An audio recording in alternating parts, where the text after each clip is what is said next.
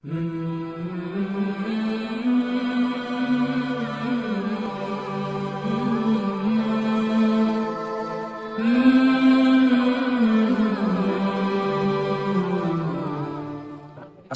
அலைக்கும் வரஹ்மத்துல்லாஹி வபரகாத்துஹு. நபிமொழி அறிவோம் என்ற சேனலில் இப்பொழுது நாம் ரசூலுல்லாஹி ஸல்லல்லாஹு அலைஹி வஸல்லம் அவர்கள் அறிவித்த ஒரு ஹதீஸை அறிய இருக்கிறோம். அண்ணல் நபிகள் நாயகம் ஸல்லல்லாஹு அலைஹி வஸல்லம் அவர்கள் கூறினார்கள், இந்த ஹதீஸ் சையதுனா அலி இப்னு அபி தாலிப் ரலியல்லாஹு அவர்கள் அறிவிக்கிறார்கள். அஹ்மத், நஸஈ, திர்மிதி போன்ற கிதாபுகளில் பதிவு செய்யப்பட்டிருக்கிறது.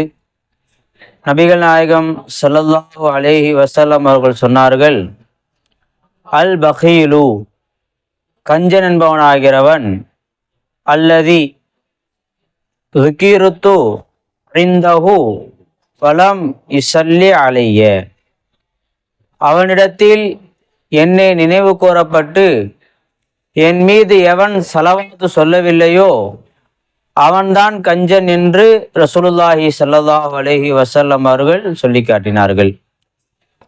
ரசூலுல்லாஹி ஸல்லல்லாஹு அலைஹி வஸல்லம் அவர்கள் சொன்னார்கள், அல் பகீலு, கஞ்சன் என்பவனாகிறவன், அல்லதி ذكرت عنده ولم يصلي علي, அவனிடத்தில் என்னை நினைவு கூறப்பட்டு என் மீது எவன் ஸலவாத்து சொல்லவில்லையோ அவன்தான் கஞ்சன் என்று ரசூலுல்லாஹி ஸல்லல்லாஹு அலைஹி வஸல்லம் அவர்கள் சொன்னார்கள். நாம் ரசூலுல்லாஹி ஸல்லல்லாஹு அலைஹி வஸல்லம் அவர்களுடைய திருப்பெயரை கேட்கக்கூடிய நேரத்தில் அவர்களின் மீது நாம் ஸலவாத்து சொல்வது நம் மீது அவசியமாக இருக்கிறது.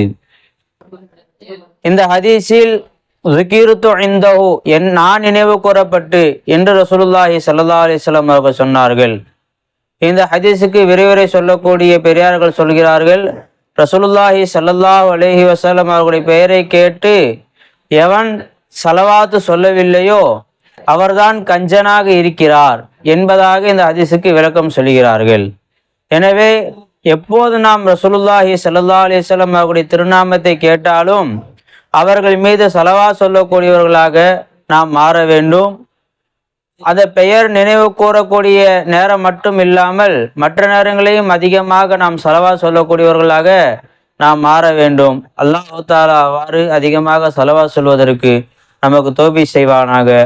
ஆமீன். வ ஆகிரு தாவானா அனில் ஹம்துலில்லாஹி ரப்பில் ஆலமீன்.